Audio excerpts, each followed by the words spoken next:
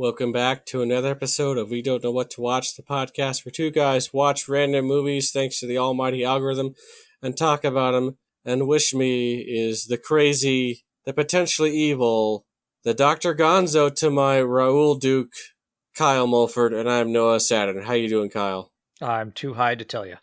Yes. We can't stop here. This is Bat Country. This podcast is brought to you by Oreos, the Cadillac of cookies. Yes. What did we watch this week? We watched everyone's favorite gambling movie from 1998, Rounders. Yes. With Matt Damon, Edward Norton, and John Malkovich playing a bad guy.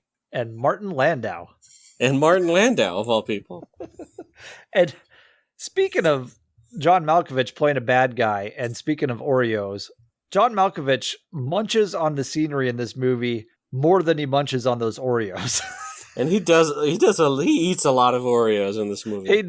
He does, but man, he just like every scene he's in, he just gobbles up the scenery. He's just hamming it up with that. Well, that's what you pay him for. With that Russian accent. I actually read somewhere on I think it was one of those IMDb trivia where Matt Damon recalled that he came in to do this voice for like the cast and everything, and he just went complete. And I don't know if he's recalling like the voice he ended up using, but I wouldn't be surprised. He said he just had this outlandish, over the top accent that he came in with, and when he was all done, everybody just applauded him. And Matt Damon was like, I looked over at him confused, and he looked at me and he goes, "I'm a bad actor. This just shows you when people don't give you, real advice, it gets dangerous." Or like, I don't remember how he said it, but like, people are just yes men to him because he got to that point, and he goes, "It gets dangerous." It's like that had to have been about the accent he ended up with in this movie, because this is a ridiculous accent. But I love it. It's great. It's fantastic. He goes, "Some beaches." Mm-hmm. But it's not just about him, oddly enough. Oh, before we get into this movie, I do want to give a call out to, we post our podcasts on YouTube here, and we got a comment on one of our our podcasts from what was it, last year at Marienbad? Yeah. And the comment was just, "How fucking numbskull do you losers have to be? LMFAO."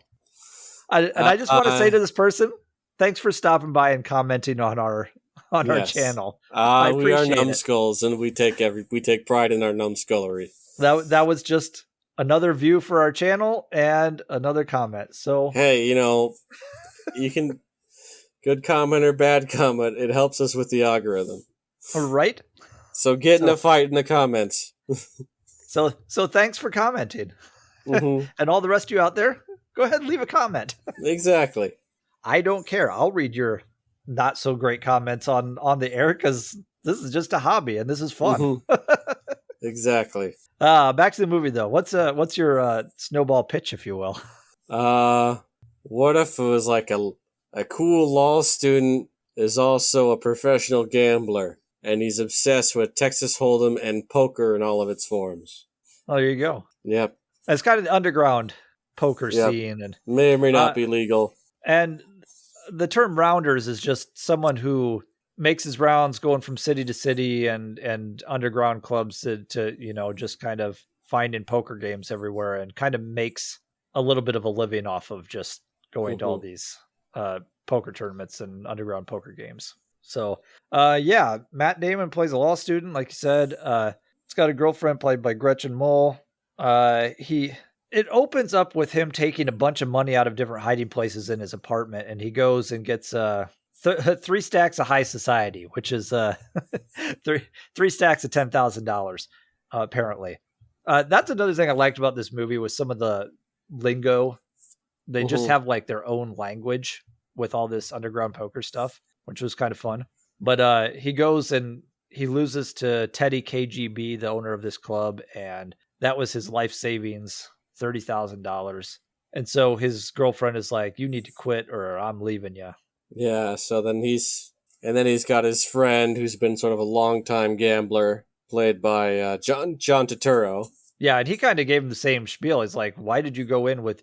He's like, "Nobody goes in and puts all of their money on the table." Like, I actually watched some of this with a commentary because I Mm-hmm. actually have the DVD of this, and there's a commentary with actually a bunch of professional poker players. Like, I think Johnny Chan is on there and a couple others, and one of them was like, "You don't ever go in with your full life savings. Like, you don't do that." Yeah. as a poker player, is like that was the one thing that they had a problem with him going into Teddy KGB's is no, you wouldn't have done that. You don't go in and put your whole life savings on the line. So but yeah, he loses his life savings, and then and he does end up quitting for a while, but then like you said, yeah, Kanish is just kind of, he is a rounder for sure because he Mm-hmm. makes his living off of, and he lives comfortably and does well, and he kind of cautions Matt Damon's character throughout the movie and says, "Listen, you gotta, don't go for the gold, go for the just enough to pay your rent and Go for the get by." bronze, I guess, so to speak. Yeah, but like, you can live a comfortable life, but just don't throw all your money on the line. But then he has another friend played by Edward Norton called Worm. who's, Yeah, so arguably the crux of this film is on the relationship between Matt Damon and Edward Norton's character Worm, and yeah, I think his name was like Mike was the name character. yeah, Matt Damon's name was Mike, I believe. Mm-hmm. And yeah, Worm comes out of jail, and this story has a lot to do with like that. How far do you go for a friendship? Because Mm-hmm. he lets Worm comes out and is like, "We got to get in the game. We got to get in the game." And he's like, "I quit." Well, he kind of reels him back in, and then Worm is one of those guys that like likes to push the boundaries a little too much, and he gets And into plus, he debt. cheats, and he's a card, and he's a cheat. He cheats at cards all the time. Yeah. And then he gets into debt in Mike's name, and then, they've got the last half of the movie is them trying to earn that money back, and Matt Damon is so good to Edward Norton's character through the whole thing because he took the fall for him back in the day. He goes, "That's kind of friend he is, so like I'm going to be that to him." But then, even though he keeps getting screwed over by Worm because he keeps getting deeper into debt and having to vouch for him and all this stuff, and then finally I think the last straw is they have to get $15,000 to pay back some guy named Grandma, who was a great character. When they Yeah. walk into his office and he's just sitting in there in his like his red long john underwear. But they end up owing him 15,000 in 6 or 7 days, and they almost get there. And Edward Norton decides to cheat, and he cheated against a bunch of cops, and they stole all the money. And they get beaten, and they get their crap beaten out of them, too. Yeah. So then there's the whole side plot of him being in law school, and he's got a judge that I don't know if he's like He's like what a he law is. professor. He's like acts as a mentor towards him. Yeah, kind of a mentor, and played by Martin Landau, who's great. And so he finally asks to go, and he doesn't want to, but he goes and asks him for money. And Martin Landau is like, "I'll give you this. You got to decide who you want to be." Because you're a good law student, but clearly you're much better as a professional poker player. Because early on in the film, he happened to come across like the law professors and some judges playing a poker game, and then without even doing anything, he was able to say, "All right, you've got this card, you've got this card, you must have this card. Here's what you're going for. Here's where your strategy went wrong, and this is why this person is going to win this round." Yeah. So he gets a money from him to like half of the money that he owes or whatever. And so he decides, you know what, screw Worm. I'm just gonna go and try and get this paid off by playing Teddy KGB again. One And more time. one more time, knowing that it's either, hey, I'm either gonna get the shit beat out of me or possibly die, or I'm gonna win this money back. So he goes for it, and he wins, and I kind of like this scene because he even calls out Teddy KGB's give, or his tell, Mm-hmm. with the Oreo cookies, and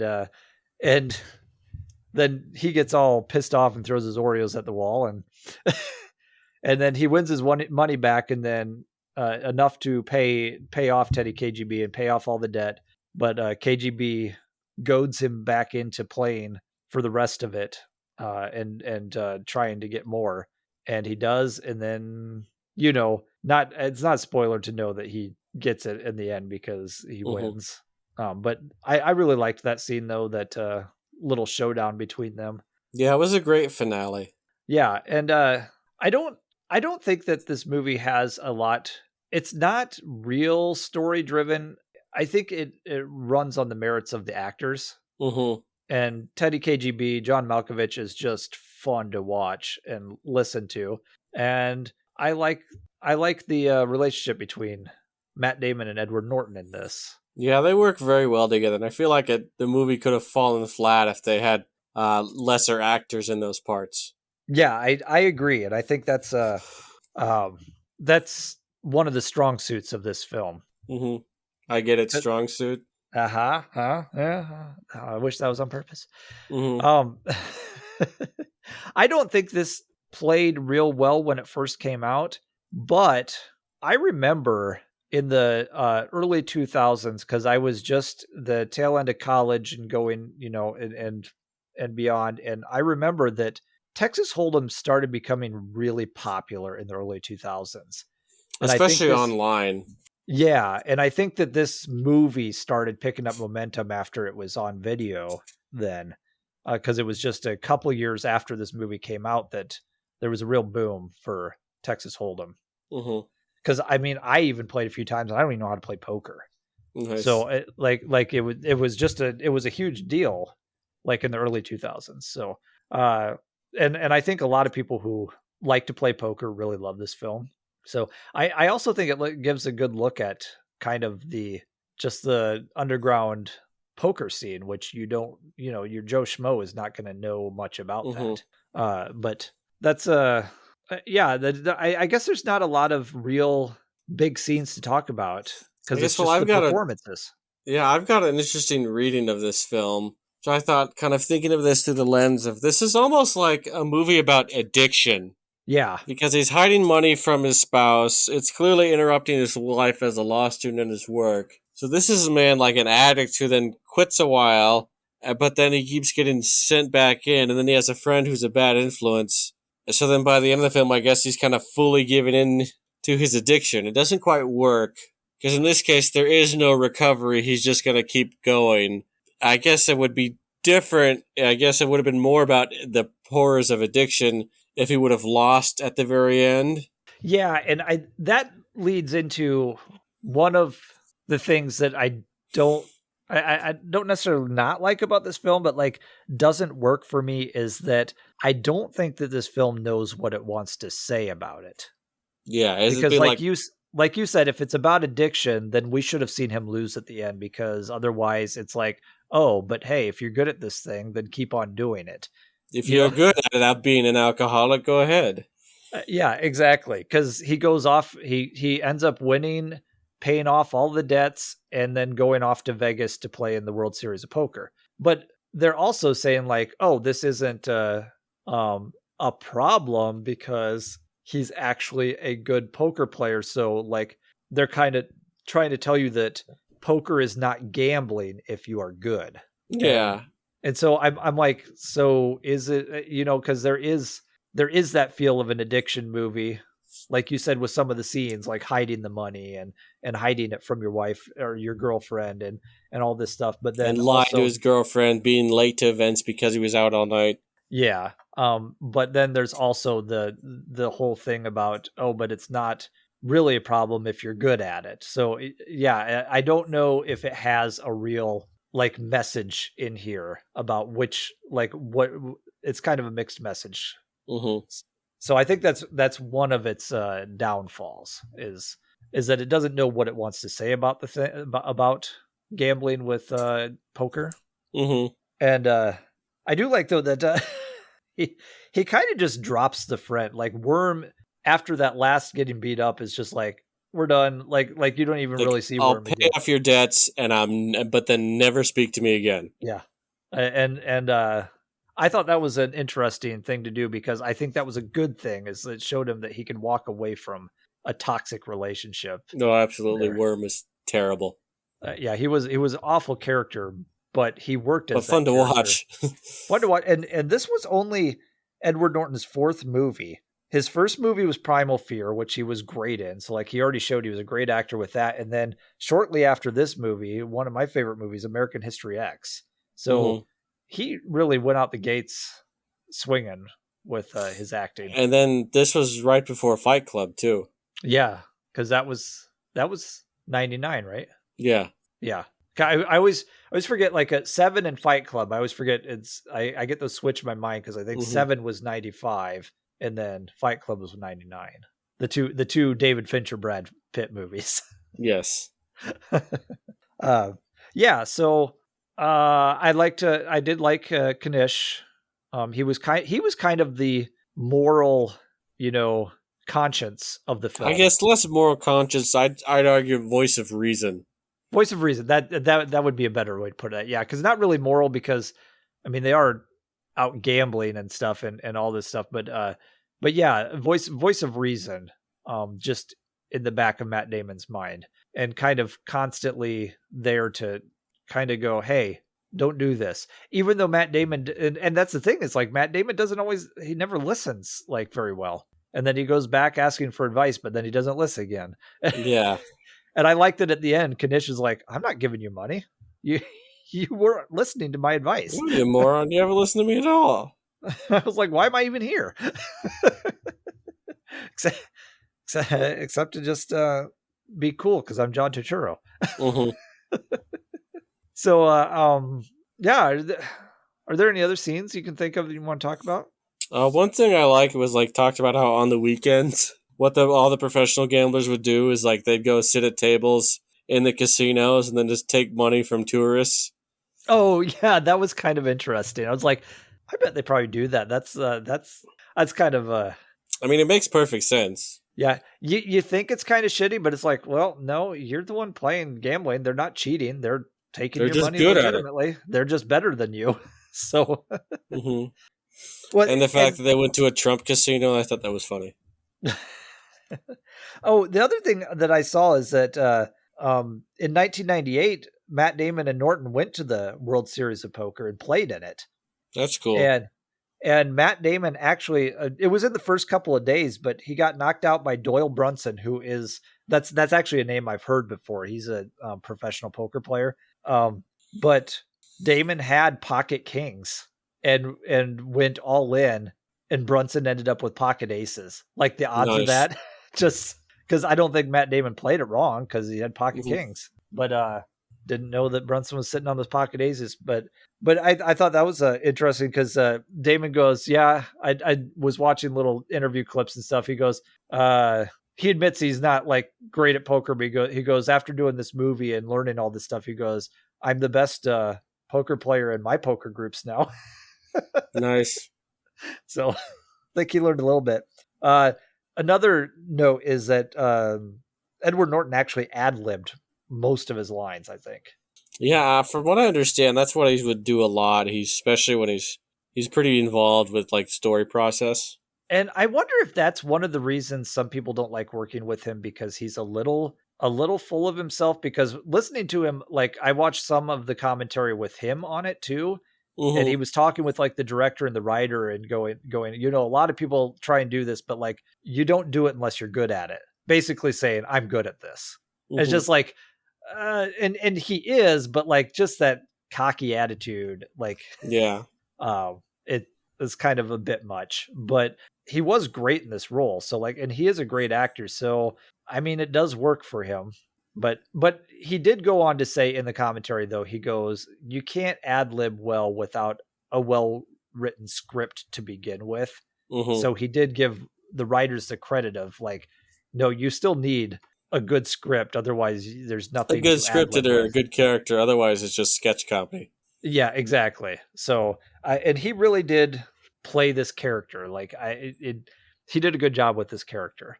And so I think, before we go on to would you recommend this, we have to go to our new segment called Chekhov's Chekhov. Yes. And just because I like Chekhov's gun theory, and not theory, but like the rule of Chekhov's gun. And so The only thing I noticed in this movie is the Chekhov's Oreo cookies, which we've already Yes. mentioned, because you get it at both it's kind of bookended by games with Matt Damon and Teddy KGB. Mm-hmm. And the Oreo cookies, you're not really like introduced as in here's some Oreos, but like they kind of show them and the do not touch sign, and then he's always pulling at him, and then you find that that's his tell at the end. Mm-hmm. So I thought I liked the Chekhov's Oreo cookie. Yes, more movies should have Chekhov's food of Yeah, some sort. exactly. uh, but I don't know if there was anything else that was really prominent with the Chekhov rule. So, would you recommend this movie?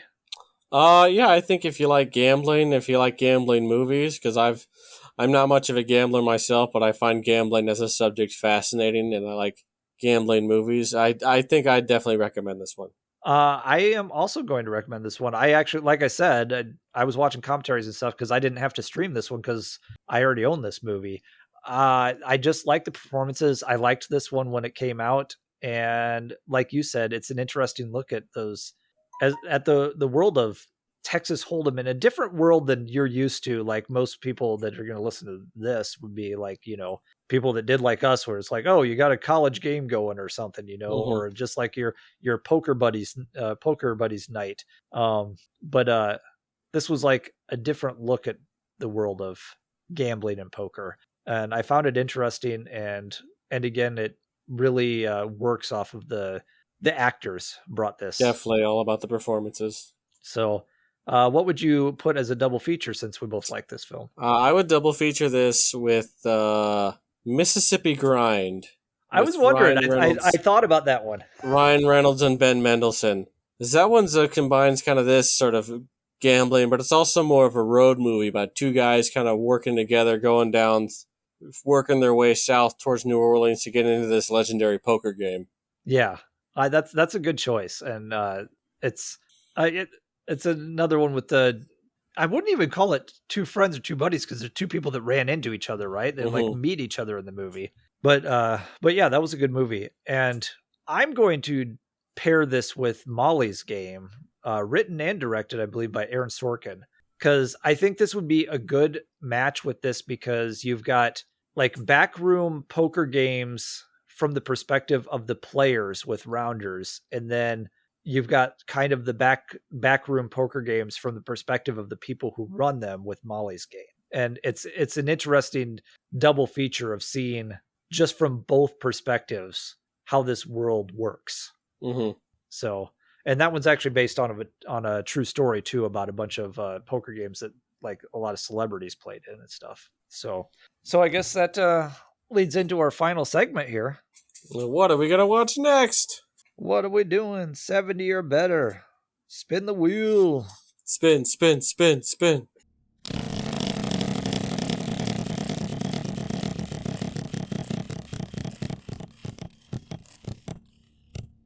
Okay. We have Chon Wang, a clumsy Imperial guard, trails Princess Peipei when she is kidnapped from the Forbidden City and transported to America. Wang follows her captors to Nevada, where he teams up with an unlikely partner, outcast outlaw Royal Bannon, and tries to spring the princess from her imprisonment. Is this what Shanghai Nights or whatever it was called with Jackie Chan and Owen Wilson? Close. It's Shanghai Noon. Right, right, right. So, yeah, Shanghai Noon, Jackie Chan and Owen Wilson from 2000, and this is streaming on Hulu. I haven't watched either one of those films for a while, and it's always fun to watch Jackie Chan, so we'll give that one a go. Absolutely. I'm always ready for Jackie Chan. So till then, you can find us online. I'm on Twitter at AwesomeKM, And I'm on Twitter at Noah_Saturn. That is spelled Satern. on Instagram at We Don't Know What to Watch, and you can email us. We don't know what to watch at gmail.com. You can call us fucking numbskulls on the comment section, and you can like and subscribe. and Yeah. But, and until next time, I guess keep on gambling as long as you're good at it. yep. And make sure to never play against a Russian guy who eats Oreos.